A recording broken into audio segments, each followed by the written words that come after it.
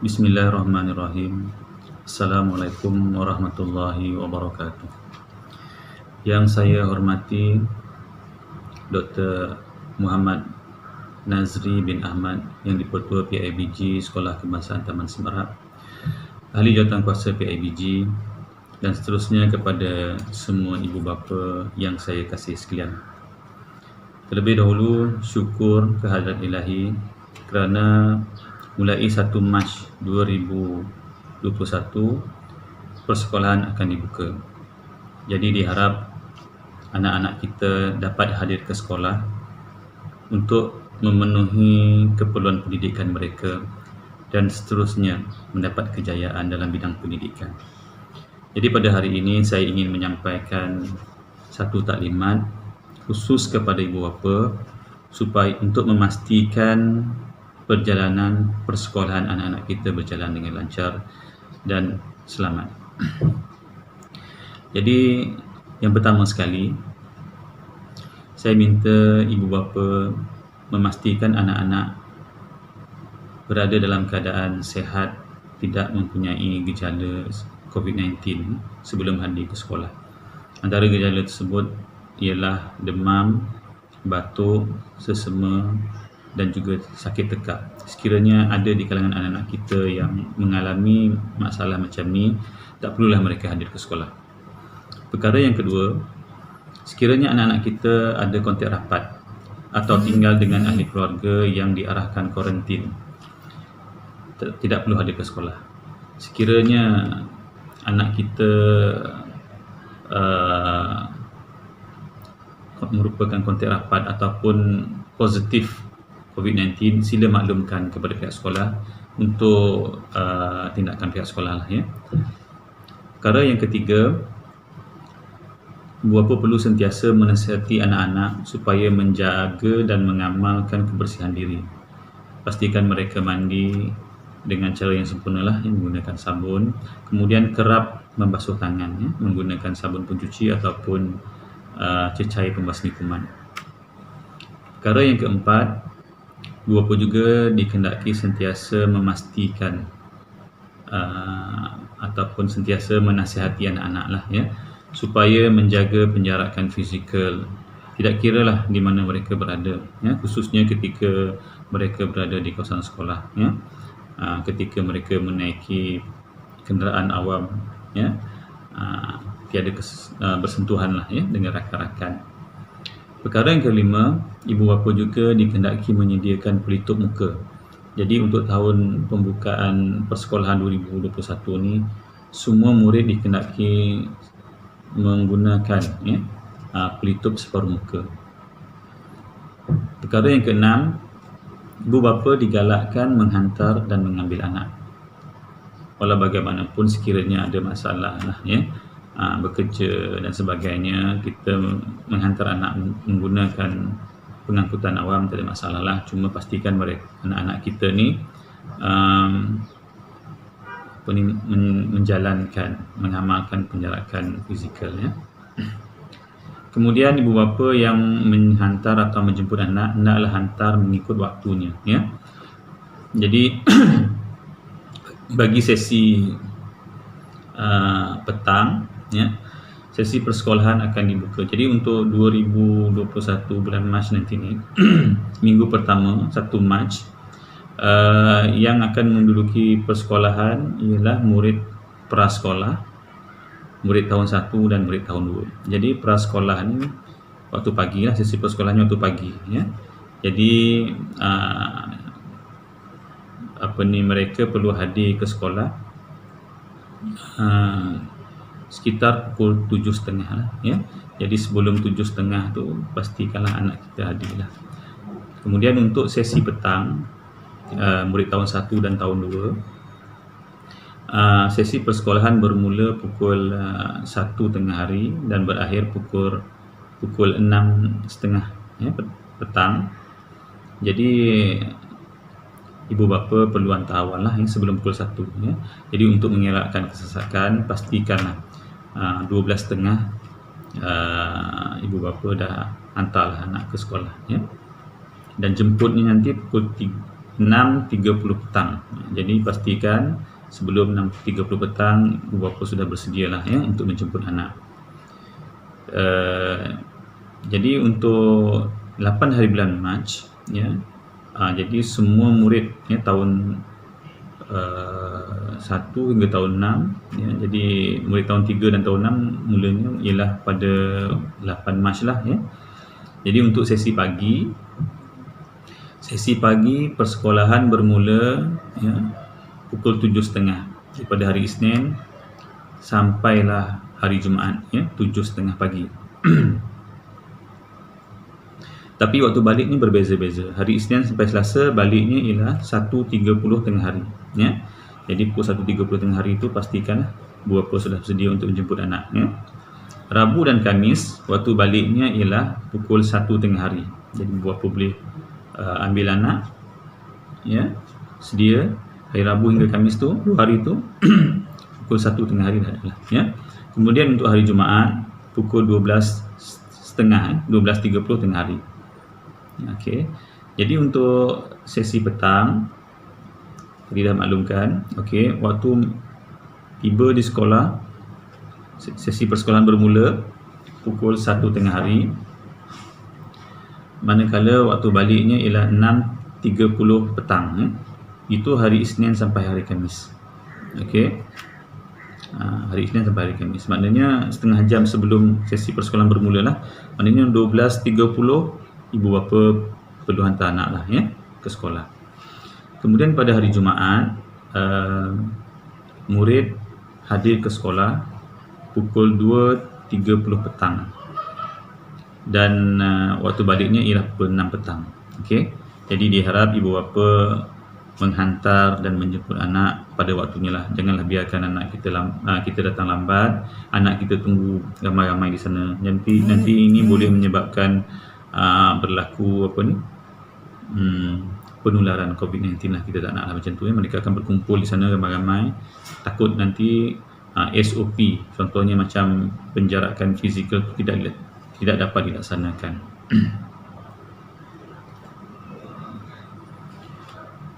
Untuk sesi pagi, perkara yang ke-8, ya, untuk sesi pagi gate sekolah akan dibuka bermula 6.45 pagi lah, ya.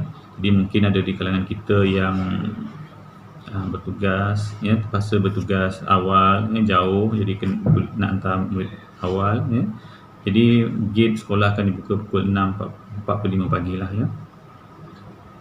Kemudian sesi petang seawal-awalnya lah kalau nak hantar anak pukul 12.15 tengah hari, ya. Untuk kelas kafa masih belum diputuskan, ya, nanti kita akan maklumkanlah daripada masa ke semasa lah, ya. Seterusnya perkara yang ke-9, apabila anak kita masuk ke kawasan sekolah di pintu pagar, mereka akan disaring, ya, suhu badan mereka akan disaring. Suhu yang melebihi 37.5 darjah Celsius tidak dibenarkan masuk. Mereka ni dianggap demam lah, ya. Jadi nanti kalau anak kita rasa macam nak demam, ya, tak perlulah hantar, ya. Buat tindakan awal lah di rumah, ya. Kemudian murid mengikut laluan yang ditetapkan dengan panduan guru untuk masuk ke kelas, ya. Nanti adalah, ya, guru akan sediakan laluan, ya, dan murid kena patuhilah bergerak ke dalam kelas mengikut laluan yang ditunjuk oleh guru-guru bertugas, ya. Kemudian perkara yang ke-11, sekolah tiada perhimpunan rasmi di sekolah. Perkara yang ke-12, buat masa ni tiada aktiviti pendidikan luar bilik darjah lah, ya, sebab kita dalam dalam waktu PKP, ya, PKPB, ya. Jadi sekiranya nanti ada perubahan, ya, kita akan akan berubah lah daripada masa ke semasa lah, ikut mematuhi PKP yang diumumkan oleh pihak kerajaan, ya. Kemudian perkara yang ke-13, murid-murid ni nanti bila sampai di sekolah, sebelum masuk ke dalam kelas, mereka perlu mencuci tangan ya, dengan menggunakan cecair pembasmi kuman lah ya, ataupun sabun pencuci lah ya. Kita sediakan tempat pencucinya di kelas lah ya, sebelum mereka masuk. Perkara yang ke-14, murid perlu membersihkan permukaan meja, kerusi sebelum duduk dan selepas berakhir sesi pembelajaran di dalam kelas. Jadi dinasihatilah ya, semua murid perlu membawa sapu tangan lah ya. Cecair pembasmi kuman akan disembur oleh guru lah ya. Nanti murid akan sapu lah ya, menggunakan sapu tangan ya, pada permukaan meja atau kursi mereka lah. Perkara yang ke-15, murid tidak boleh berkongsi peralatan ataupun makanan ya, tak perlu berkongsi lah. Jadi macam peralatan makanan tu kalau digalakkan membawa dari rumah lah ya, tapi kalau kita tak berkesempatan menyediakan makanan, pihak kantin menyediakan makanan lah, makanan berbungkus ya. Jadi murid digalakkanlah bawa macam sudu ke ataupun garpu ya dalam beg ya. Kalau kadang-kadang ialah pihak kantin akan menyediakan sudu dan garpu, manalah tahu kalau tercicir dan sebagainya, tak ada, guna garpu sendirilah ya. Perkara yang ke-16, murid yang bergejala seperti demam, sesama, batuk. Di rumah dia tak bergejala, tapi sampai di sekolah dia bergejala.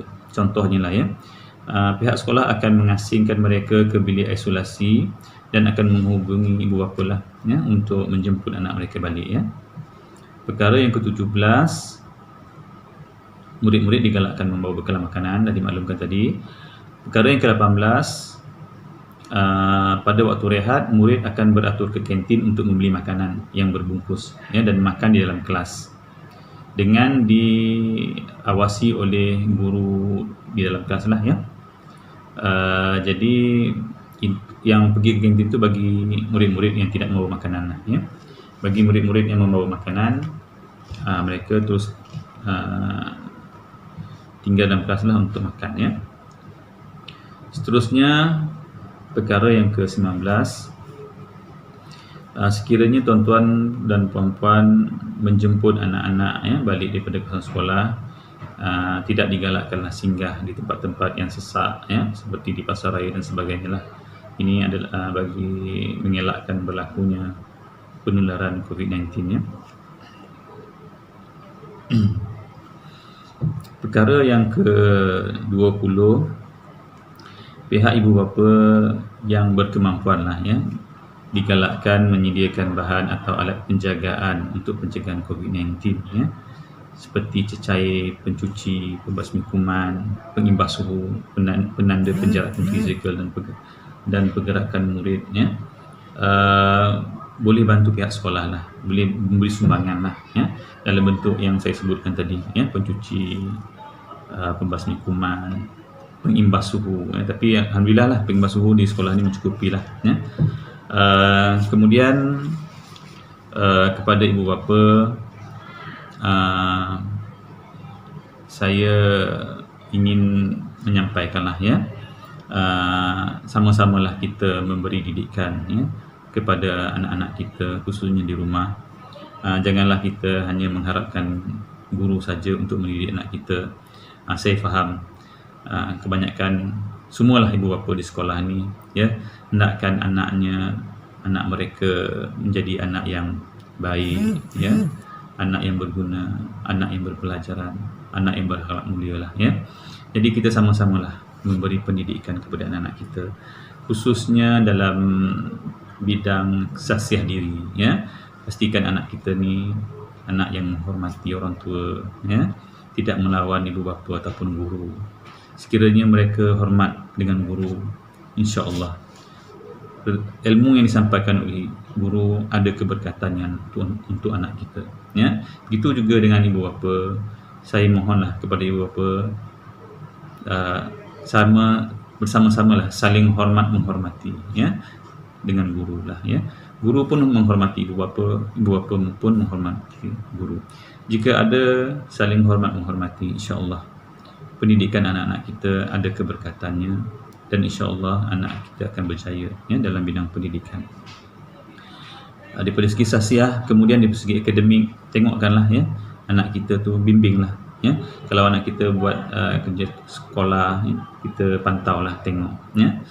Sama-samalah kita bantu dia kan. Kalau dia bertanya, insya-Allah untuk peringkat sekolah rendah ni perkara-perkara yang asas saja ya, dan insya-Allah ibu bapa boleh membantu ya dalam kebanyakan mata pelajaran. Tapi sekiranya ada permasalahan yang di luar kemampuan ataupun pengetahuan ibu bapa, boleh hubungi terus ya kepada guru kelas ataupun guru mata pelajaran. Kemudian dalam bidang co-curriculum, kalau kita nampak anak kita, kita sedari anak kita mempunyai bakat, kita suburkanlah bakat mereka ya.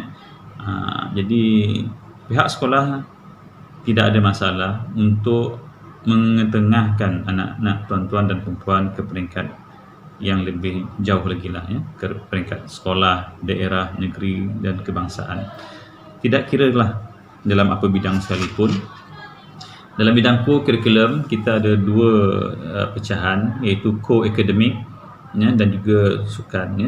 Co-akademik ni contohnya macam pidato ya, pantun, kuis, menulis bercerita kan, dan banyak lagi lah, itu co-akademik. Kalau anak-anak kita ada bakat dalam co-akademik ya, ibu bapa boleh melatih sendiri ya di rumah ataupun menghantar kepada jurulatih-jurulatih yang lebih pakar lah ya untuk melatih anak kita ya. Itu kalau ibu bapa nak anak kita pergi jauh lah ya dalam bidang tersebut. Begitu juga dengan bidang sukan ya. Pihak sekolah menyertai ataupun sukan-sukan yang terpilih ya. Contohnya bola sepak, olahraga, bola jaring, bola tampar. Mana-mana anak-anak kita ataupun murid-murid sekolah Kebangsaan Taman Semarak ni yang mempunyai bakat, ya, kita akan pilih dan latih. Tapi dalam satu pasukan, contoh bola sepak ya, kita cuma boleh mendaftarkan 18 orang pemain untuk wakil sekolah. Jadi 18 orang yang terbaik lah ya, kita akan wakil. Jadi kalau anak kita berkebolehan, boleh menyaingi orang lain ya, kita akan pilih lah, pihak sekolah akan pilih. Tapi sekiranya tuan-tuan dan perempuan ingin anak kita lebih menyerlah ya, boleh kita hantar ke mana-mana kelab ataupun kepada jurulatih-jurulatih yang bagus lah ya, untuk meningkatkan, mengasah bakat mereka dalam bidang sukan, supaya mereka boleh mengatasi rakan-rakan yang lain dan terpilih di peringkat sekolah untuk mewakili sekolah di peringkat yang lebih tinggi lah, peringkat daerah, negeri dan kebangsaan ya. Kemudian saya juga menyeru kepada ibu bapa yang melihat anak kita ni ada bakat dalam bidang-bidang lain ya. Bidang sukan yang tak ada di sekolah ni, contohnya renang, bowling ya, golf, squash, tenis dan banyak lagi lah bidang sukan lain.